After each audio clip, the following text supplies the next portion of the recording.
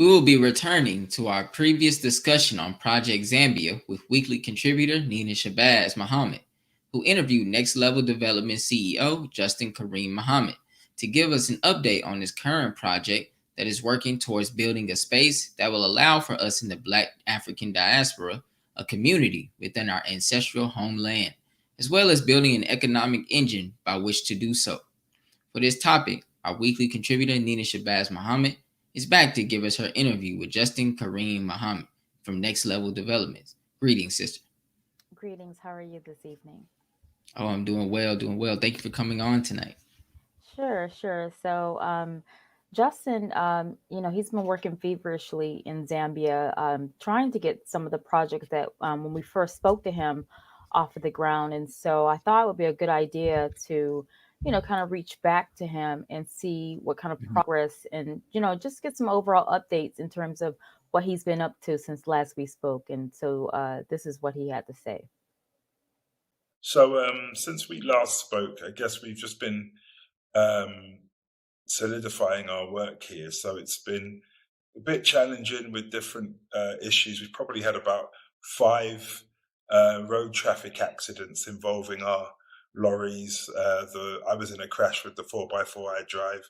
We had some flip over and stuff. So we've had some interesting challenges over the last couple of months. But what's really happened, we've just been um, getting our stuff together and just learning the dynamic of the space that we're in.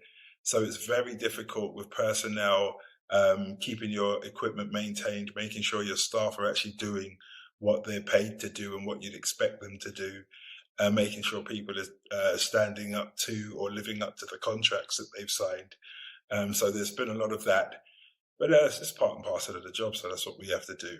But it really does enlighten you to the dynamic of what goes on here and why Black people are in the condition that they're in, because we must learn how to work together in harmony. We've got to learn how to actually treat each other properly if we're going to be successful. So I guess that's some of it, and we're doing our best to teach and train those who would want to listen around us in terms of what we've been taught and trained and how Black people need to treat each other. So that's a major part of what we're doing. Actually also starting to get some of our people to come in on work permits and connect with other people from the diaspora who are in Africa in different countries. So we've been connecting with Tanzania, Ghana, and Gambia predominantly, but there's some other contacts we're trying to make. So as you can see, he has quite a bit. He's learned quite a bit from his experience there. One of the other things that he was talking about and that he did mention was just the technical aspect of bringing a lot of the mineral resources out of the ground. And so, we hear how minerally rich Africa is. And so I asked him, what is the exact process for extracting resources like copper and bringing it to market, or extracting it and processing it as a viable product. And this is what he said. I guess with a lot of what we're doing, we're learning as we go. So copper, the first and most important thing is to actually find it in the earth, where once you've detected it, then it's to actually get it, which for us involves drilling down into the earth, putting explosives in and blasting large portions of rock face, which we did, then separating the overburden or the waste material from the actual ore. Once that's done, it's then taken, crushed, pulverized, tested, and then we use chemicals and electricity to either get that into concentrate or into copper cathode, which is the copper that you then export. And that's the stuff they pay $10,000 plus a ton for nowadays. We've sort of hit a difficulty in as much as all of the smelters here are owned by Europeans or Chinese, and they actually work in their respective groups together to keep the locals out. So our next big project is we need to raise the money and build together to actually have a smelter of our own, that those of us who are mining ore don't have to sell the ore cheap. We can actually have that produced to the end product and get all of the value out of that. It's pretty similar with the timber. There's a lot that you can do with it, but if you're not processing it to its end result, you don't actually get the best value for your product. So that's where we are with those. I mean, it's still going on. It's a long road. We don't expect to finish anytime soon, but the main thing is to start looking about how we build the value chain until we control as much of it as possible with the Zambians. So I kind of wanted to ask him because I know initially we wanted to paint a rosy picture, and we think of Africa as a beautiful continent as it is. He did mention some of the things that he had to learn the hard way, and just how his perspective had changed, and how he could have probably better prepared once, if he had known what he was up against, how he could have prepared. And so we did have a nice discussion on some of the lessons learned, and how he intended to move forward from all of the lessons that he has learned since being on the ground there for. Challenge to overcome the first to actually handle you disingenuously or dishonestly. So all skin folk ain't kinfolk, and everything has to be checked, double checked, triple checked. Everybody who says they're a mechanic isn't a mechanic. Everybody who says they're a builder or they work in construction, even if they turn up with documents, isn't in construction. And everybody who says they can drive a truck just because they have a license doesn't mean they can drive a truck. So we actually incurred quite a lot of damage on one of our big trucks, because one of the guys who we were considering employing on his test drive destroyed our gearbox, it seems. And I think I wasn't at the test, and that's another thing. You've got to be there all the time. But just using, I guess he was changing the gears without using the clutch. But anyway, it caused a lot of damage, whatever it was. So yeah, everybody isn't what they seem, and everything needs to be verified again and again and again and again. And I guess that's the main lesson. You just need to be there. You need to check everything, and you need to be there. So that kind of goes in with the last thing that I did ask him before he had to run. I wanted to know, like, what would he do differently, given the fact that if he could, look into a crystal ball, and given everything that he's experienced, the car accidents, because they have incurred quite a lot of damage, and they've lost quite a bit in terms of expenses just from negligent drivers, negligent operators, and that sort of thing. And so, I wanted to know, like, anyone who is thinking of going over there, I thought that they should be aptly prepared. And this is what he said when I asked him if you could do something different, or what would you do differently, given everything that you've experienced. And this is what he said. I guess we're changing it and doing things differently all the time based on what we learn. So recently, what we had decided as a group was the next thing is just to shut down as many projects as we can. So we had certain projects that we were working with. We partnered with Zambians, and we were like, okay, you go and do what you're doing, and we'll support you from the back. That we're not doing anymore.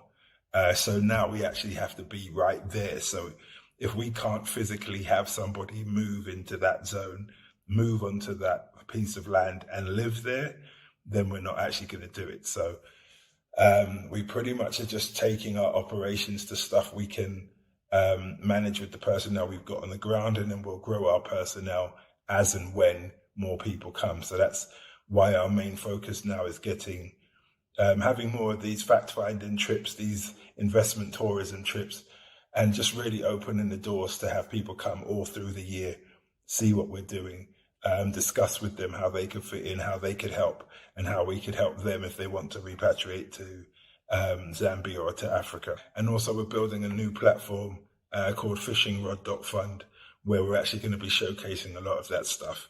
So I think we're hopefully trying to launch that in the next month or so.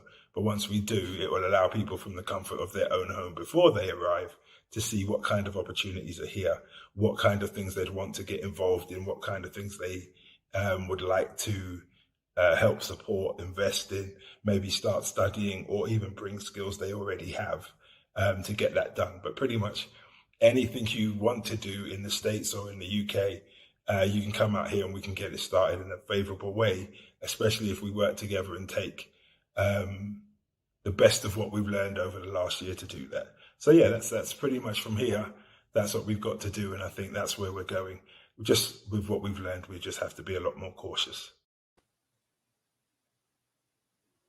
Interesting. That's some interesting information on that update from our brother there.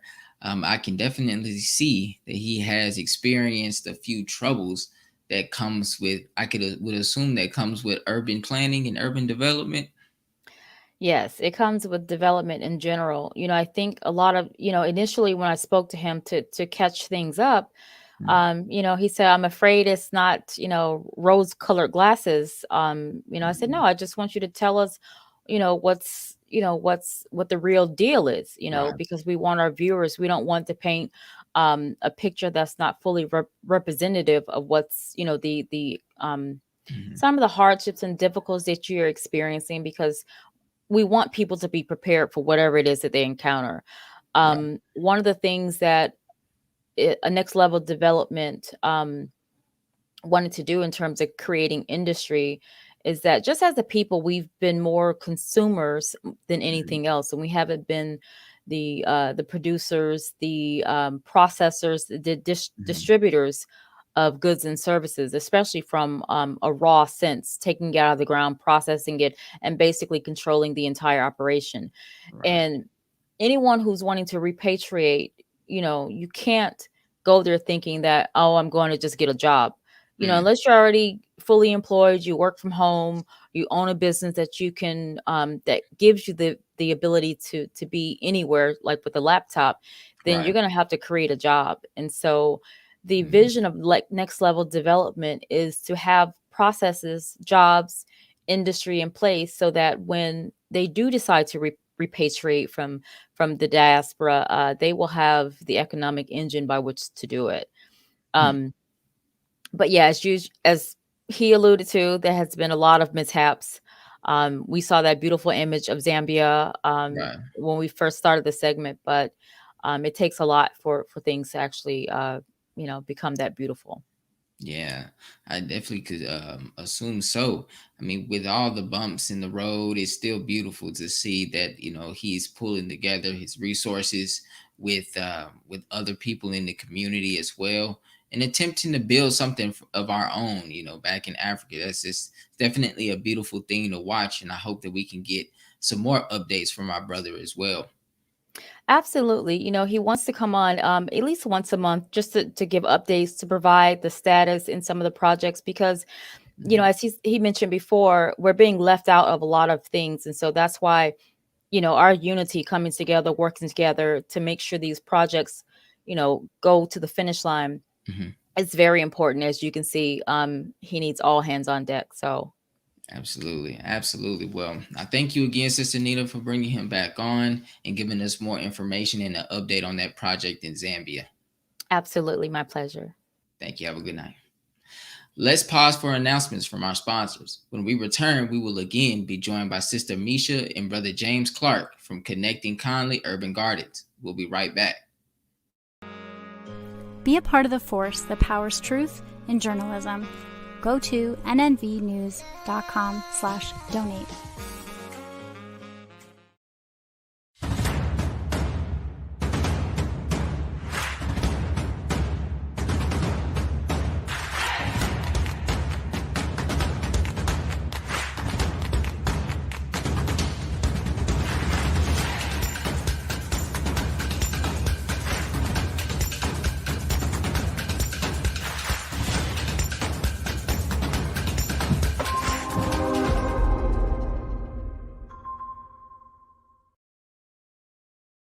Worldwide, 24 hours a day, 7 days a week. Download the Final Call Radio app and take us everywhere. On your phone, on your computer, on your tablet, on Instagram, Facebook, and Twitter. You can also log on to finalcall.com and click the Listen Live button, or finalcallradio.com. Final Call Radio, the official voice of the Honorable Minister Louis Farrakhan and the Nation of Islam. Please share your thoughts with us in the comment section below. Follow us on social media at NNV News, and please subscribe to our YouTube channel at National Network View. I am Anissa Muhammad with nnvnews.com.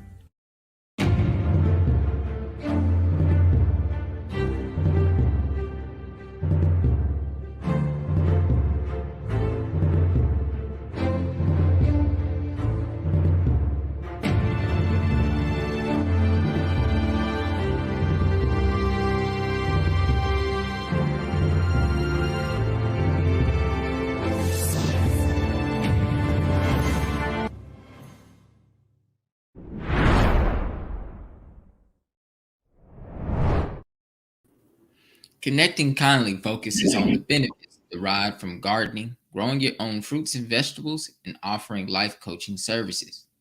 Joining us from Konnecting Kindly Urban Gardens is me. How you guys doing today? Greetings. Great. We're doing well. How are you?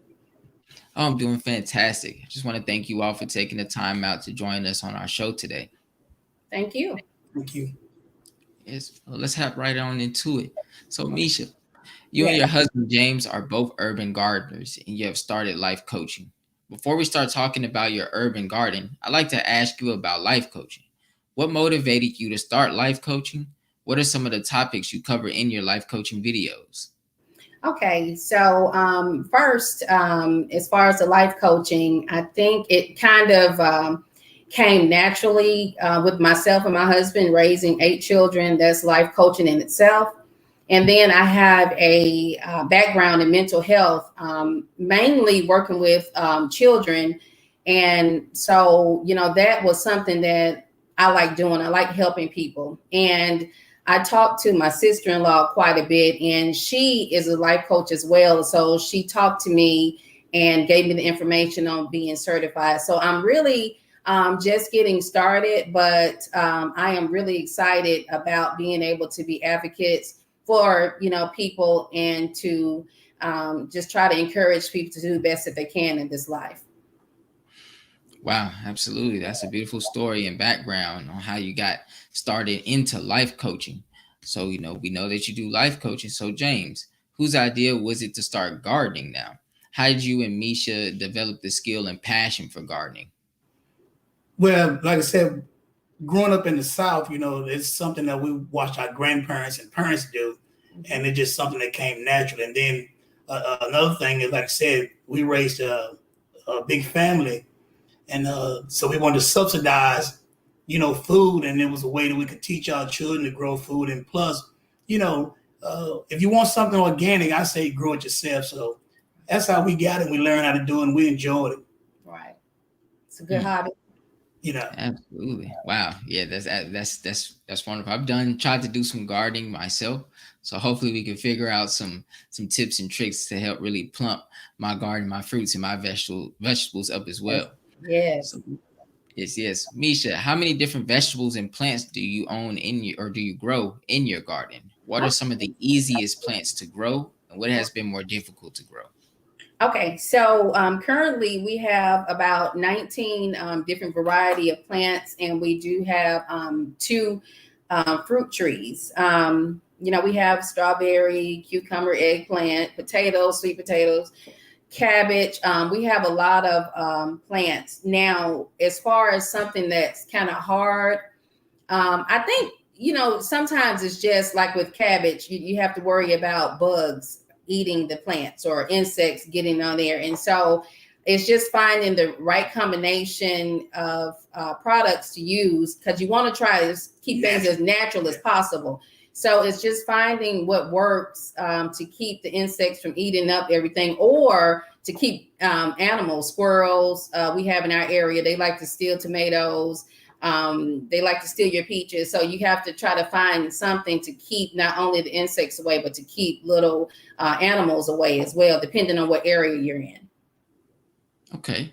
So what tips and tricks could you offer as far as keeping the bugs and the animals away? You can use a neem oil, which is a natural it's essential oil. Yeah, it's natural. You can get you some neem oil and mix with some water, and you can spray it. Use that for your repellent. Because we try to use you want to try to use something natural as possible. I mean, sometimes you may have to use something different. Some people use like vinegar and water. As far as like the animals, some people have even you can take black pepper and sprinkle around the plants, or red pepper to try to deter them from eating your plants.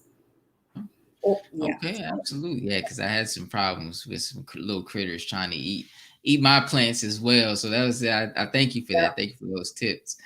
Mr. James, do you use plant beds? What are benefits of plant beds versus grooming directly in the ground? Okay, yes. I build my own plant beds, and the reason I like using plant beds because it's easy to take care of. Mm-hmm. It's easy to take care of. Plus, I control. A lot of time when you plant in the dirt in your own yard, you don't know the pH level of the dirt, and you don't know the nutrients that's in the dirt. So a lot of times I build my own beds.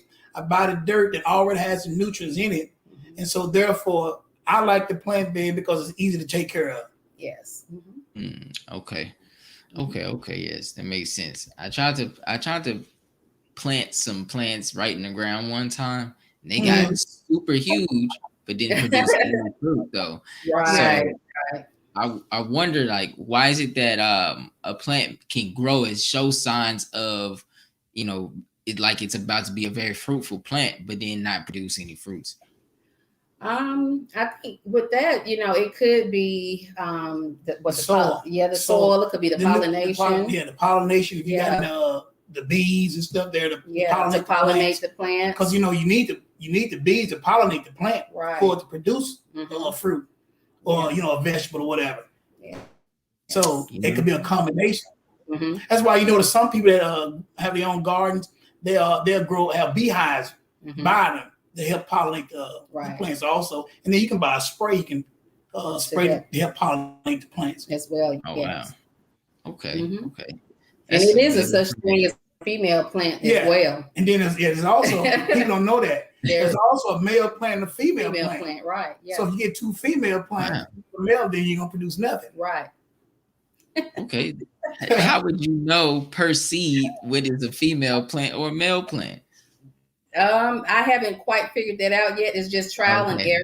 It's just try. Get a bunch of plants and put them out there. Okay, that makes sense. You definitely can't do one at a time. Yeah. And so, Sister Meshia, is the garden your main source of fresh fruits and vegetables? Has your urban garden improved your health and reduced your family's dependence on store-bought foods? Well, in our area, we grow. Not only do we have our garden, but we have other people growing, and we kind of do like a bartering system because we have friends and they grow big gardens, right? And we barter, And the reason that we like doing that because the one thing we try to be self-sufficient because we was preppers at first. Mm-hmm. We start out as preppers, and I don't know if you know for me what the term preppers are. Preppers are we have enough food stored up where we can last for years. Mm-hmm. That's why my family, we've been prepping for years. Right. So if something happened, then we know how to, maintain. You'll be able to take care of yourself. And as for your question, we still buy things from the store, but we try to get as much as possible from our own garden because we know what's been put into it. We know what's been sprayed on it. And so, yes, we do have to do some shopping until our garden, gets to where we want it because we're still adding to it each year. And as far as the benefits for our health, I know it's fantastic because you're getting natural food. You're not getting all the pesticides. You're not getting all the even germs from people touching GMO, all over there. Yeah. You're not eating the GMO products that's being produced with the, because most of the food nowadays, you have to be careful with the GMO. Right. And then genetically modified food. Yes. And you know that it's real food. Yes, real food. Plus, you want to get heirloom seeds. And that's very important right now is heirloom seeds because, most people don't realize that heirloom seeds are getting hard to find. Right. So therefore, when you grow a garden, you don't eat all your produce. You take some and you save some for seeds. Like I have watermelons that I grew last year and I used the seed this year to grow. So I'll plant never this be able year. to run out of seed, because to me, this is my own personal opinion. I think, people always say money is powerful. I think in the future, whoever has heirloom seeds is going to be able to control, it's going to be in power, because, without food, you can have all the money in the world, but if you don't have food, it's nothing.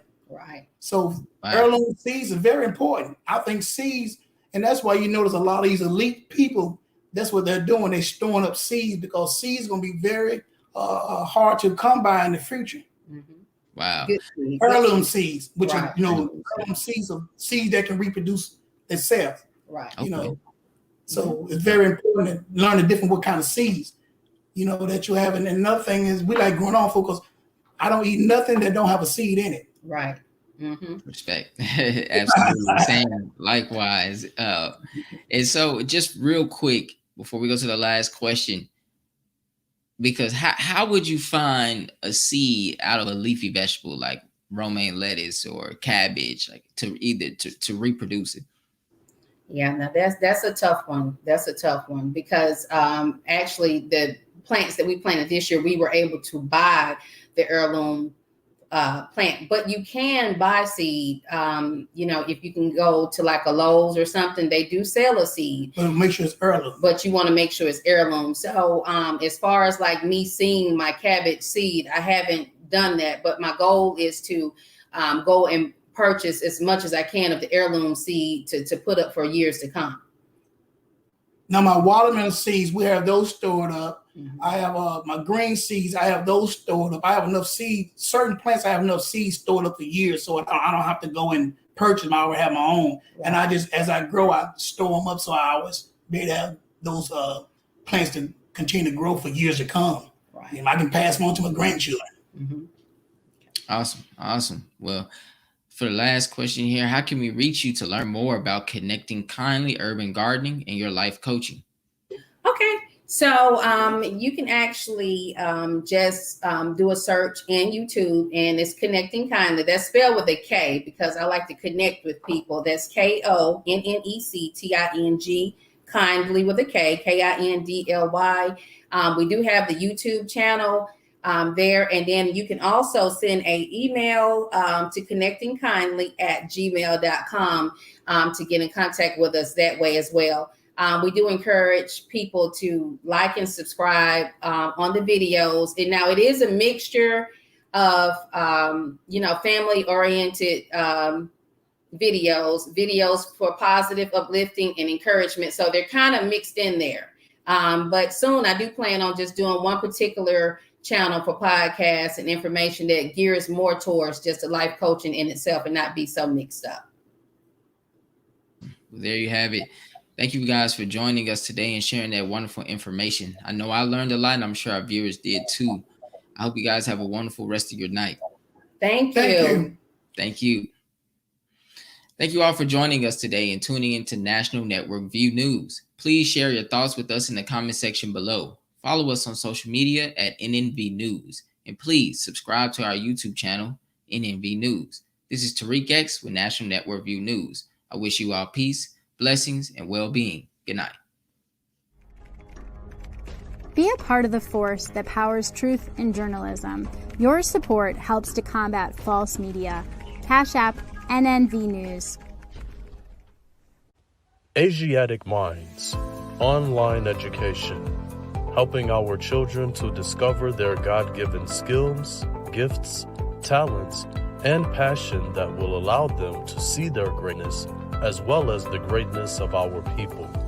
And upon discovering that greatness, infusing them with the desire to use it for the betterment of themselves, their families, our people, and the world.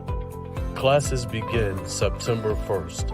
To enroll, visit AsiaticMinds.com. This is Sister Sajda Muhammad. We are proud to announce that the Sajda House commemorative Elijah coins are finally here. This priceless heirloom, made from recycled copper from the messenger's home, is now available at sajdahouse.com. Greetings from National Network View. This week's Final Call cover story headline is A Call to Action. Children's Health Defense files petition for Food and Drug Administration to remove experimental COVID-19 vaccines from the market immediately due to reports of more deaths and injuries. This FCN volume number 36 edition middle page article is a message by the Honorable Minister Louis Farrakhan entitled, Blacks must no longer be a consumer nation. We must change to survive. To read more, subscribe to FinalCallDigital.com and tune in to the all-new Final Call Radio. This is the NNVNews.com Final Call cover report. Please make sure you leave your comments and questions in the comment section below. Follow us on Facebook, National Network View, and make sure to check us out on Twitter as well, National Network View. This is Sergio Gutierrez with National Network View, signing off.